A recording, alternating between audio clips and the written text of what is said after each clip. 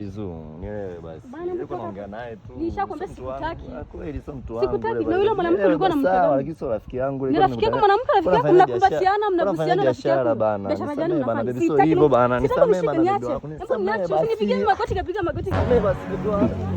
Hapo hapo stop kwa tawi.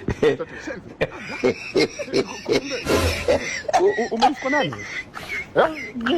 Umemfuko nani? Mama yangu. Mimi dada yangu hana mambo ya kujililia.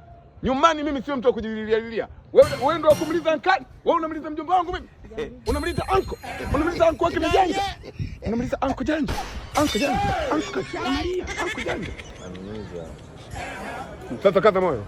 Alafu wewe. Kwanza bwana. Sasa tunaangalia mapenzi. Mambo ya kulialia kwetu hakuna kabisa. Dada yangu mimi alilia.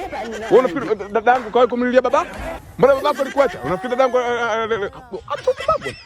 Dada hajalia. Dada akakaza roho. Amekulea. Mtoto bwana. Au kwanza uweze kuondoka na mimi. Mtu akulilia mapenzi ondoka na mimi. Huyo mtu azoeleki angiliki. Huyo muache. A few moments later. Atifa, kuna muda unielewe.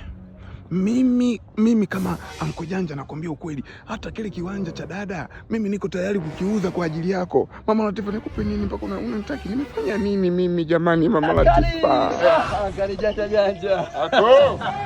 Jomba lake hilo. Naam. La ankali. Ankali. Janja. Anko janja. Halo. Jomba lake. Nianze na nini mjomba wangu? Ila kama vile sijasikia. Kwa kitu unasikia? Nimesikia. Bwana. Shubada moja hivi unaongeleka unalia mjomba. Umelisko nani? Wewe umelisko nani? Umelisko nani kulialia? Mimi kwani nimelisko wewe umelisko ankali wako mimi ankali wako kulialia. Ankali fanya hivi.